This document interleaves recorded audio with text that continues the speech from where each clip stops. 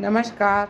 जय गुरुदेव, जय गायत्री माँ। पंडित श्री राम शर्मा चारवांग में 32 रामायण की प्रगतिशील प्रेरणाएं स्वाध्याय के क्रम में आज हम स्वाध्याय करेंगे पृष्ठ क्रमांक 2.137 का सद्बुद्धि की अनिवार्यता और महत्व। जीवन के हर क्षेत्र में व्यक्तिगत, पारिवारिक तथा सामाजिक स्तरों पर सफलता और सद्गति के लिए सद्बुद्धि अनिवार्य है।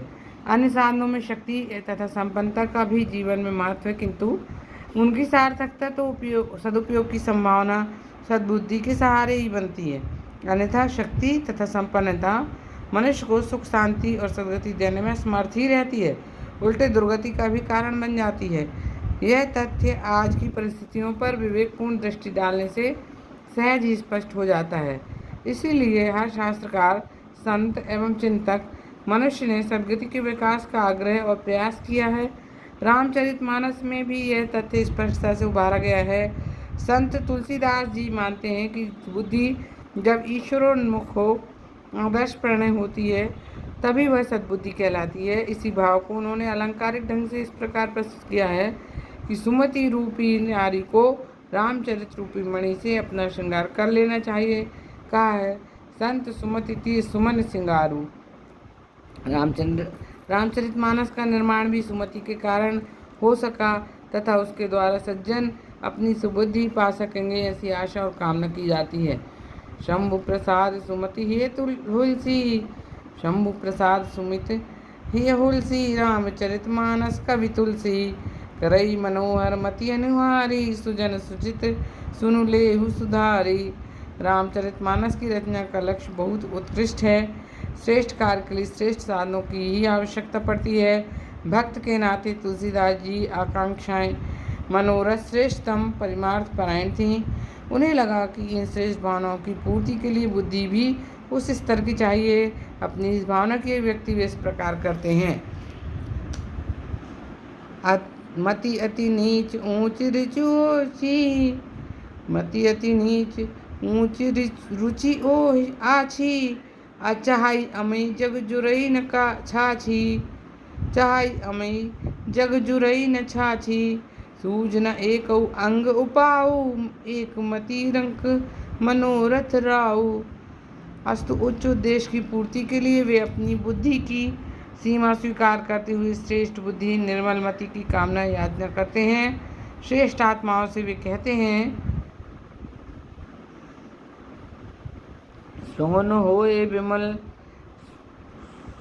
सोन होए बिनु बमल मति, मोहि बुद्धि बल तीव्र ठोर, करऊँ कृपा हरि जस कहूँ, पुनि पुनि करऊँ निहोर। जगत जननी माँ सीता से भी वे निर्मल मति मांगते हैं। जनक सुता जग जननी जानकी, अति प्रिय करुणा निधान की, जाके जगु पद कमल न बनावऊँ, जासु कृपा निर्मल मति पावऊँ। जीवन में भले बुरे प्रसंग, उतार चढ़ाव तो अनिवार्य रूप से ही आते ही हैं और सद्भाव के अभाव में मनुष्य उनमें उलझ जाता है तथा कष्टों की लंबी श्रृंखला खड़ी कर लेता है। किंतु सुमति युक्त पुरुष सद्भाव से उनका हल निकालकर प्रगति पथ पर बढ़ते चले जाते हैं। रामचरितमानस के पात्रों में यह विशेषता भली प्रकार दिखाई देती है। मानसकार ने ऐसे व्यक्तियों को बहुधा मतिधीर कहा है। बुद्धि निधान, पावन मति आदि संबोधन भी मिलते हैं। भगवान राम गुण, धर्म, बल, तेज आदि के साथ बुद्धि में भी अग्रणी है। जामवंत जी का कथन है, सुन सर्वज्ञ सकल उर्वासी, बुद्धि बल तेज धर्म गुण राशि। जब दोनों भाई ऋषियों के यज्ञ की रक्षार्थ प्रस्थान करते हैं, तब मानसकार उन्हें मतिधीर कहकर संबोधित करते हैं। पुरुष सिंह दो वीर, हर्ष चले मुनि भय हरण, कृपा सिंधु मतिधीर, अखिल विश्व कारण करण। सद्बुद्धि को विकसित करने के लिए उपयुक्त साधन में प्रयास भी आवश्यक है। गायत्री मंत्र सद्बुद्धि का प्रेरक मंत्र है। संध्या वंदन में गायत्री मंत्र का विनियोग अनिवार्य होता है। मानस में प्रमाण मिलता है कि महर्षि विश्वामित्र राम लक्ष्मण को आज्ञा देकर सद्बुद्धिदायक साधना नियमित रूप से कराते हैं। विगत दिवस गुरु आयस पाई, संध्या करन चले दो भाई, सद्बुद्धि का प्रवाह सारे रामचरितमानस में अविरल रूप से होता दिखाई देता है। भगवान राम से लेकर अन्य सभी पात्र सत्कार पारायण हैं, वे आदर्श पारायण बुद्धि से युक्त हैं।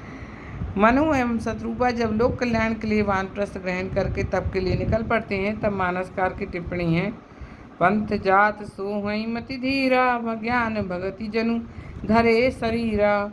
भगवान के संदेश वाहक बनकर लंका में जाने के लिए तैयार अंगद भी बलवान के साथ बुद्धिमान भी हैं। स्वयं रामचंद्र जी कहते हैं, बाली तनय बुद्धि बल गुण धामा, लंका जाऊ तात मम कामा।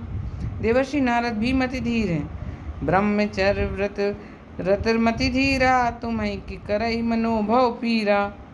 शुभ संकल्प युक्त शिव जी के लिए भी मानसकार मति धीर का ही संबोधन प्रयुक्त करते हैं। अस्विचार शंकर मति धीरा, चले भवन सुमिरत रघुवीरा। पार्वती जी द्वारा प्रभु चरित्र के प्रति जिज्ञासा प्रकट किए जाने पर शिव जी उनकी बुद्धि की पवित्रता की सराहना करते हैं। शुद्ध बुद्धि के बिना शुभ आकांक्षाएं नहीं जागती। धन्य सती पावन मति तोरी, रघुपति चरण प्रीति नहीं थोरी। भगवान का कार्य करने में अग्रणी श्री हनुमान जी की हनुमान जी भी बुद्धि निदान है। बुद्धि के बिना श्रेष्ठ कार्य संभव नहीं। उन्हें अकेला लंका जाते देख कर देवता उनकी बुद्धि की परीक्षा करना उचित समझते हैं। जात पवन सुत देवन देखा, जाने कहूँ बल बुद्धि विशेषा। देवताओं द्वारा भेजी गई सुरसा की परीक्षा में भी सफल घोषित होते हैं और राम कार्य के लिए आगे बढ़ जाते हैं। राम काज सब करहु, तुम बल बुद्धि निधान, आशीष दी गई सो हर्ष ले हनुमान। लंका में सीता जी की उन्हें अगला चरण बढ़ाने की स्वीकृति उनके बुद्धि बल का प्रमाण पाकर ही देती हैं। देख बुद्धि बल निपुण कपि, कहु जानकी चाहु, रघुपति चरण हृदय धरी, तात मधुर फल खाहु। सुबुद्धि का उपयोग लौकिक एवं पारलौकिक दोनों ही प्रकार की सफलताओं के लिए करना पड़ता है। मनुष्य के अंतर जगत को जो उलझने उसकी जगत प्रगति में बाधक बनती हैं, उनको सुलझाना भी बुद्धि के सहयोग से ही संभव होता है। बुद्धि को प्रखर तथा निष्पक्ष बनाकर ही आंतरिक ग्रंथियों का निवारण संभव है। बुद्धि के प्रकाश में ग्रंथि छोड़ने के प्रयास में बुद्धि को विचलित करने के लिए कई प्रकरण आकर्षण उपस्थित हो जाते हैं। बुद्धि उनकी उपेक्षा कर सके तभी दिशा ठीक बनाए रहना संभव होता है। ऐसी बुद्धि स्थिर, निर्मल और सुबुद्धि कहलाती है। ऐसी बुद्धि के संबंध में तुलसीदास जी लिखते हैं, तब सोई बुद्धि पाई उजियारा, उर ग्रह बैठी ग्रंथि निरुआरा। रिद्धि सिद्धि प्रेरई बहु भाई, बुद्धि लोभ दिखावही आई। होई बुद्धि जो परम सयानी, तिन तन चितवन अनहित जानी। सुबुद्धि अर्थात जो बुद्धि भगवत परायण होती है, उसे कोई भी विघ्न या आकर्षण विचलित नहीं कर पाते। भरत जी की बुद्धि को बहकाने के लिए प्रबल माया भी असमर्थ होती है। भरत जी ऐसे ही आदर्श निष्ठ बुद्धि के स्वामी हैं। आज का स्वाध्याय यहीं तक। कल पुनः अगले पृष्ठ पर स्वाध्याय करेंगे। तब तक के लिए नमस्कार। जय गुरुदेव।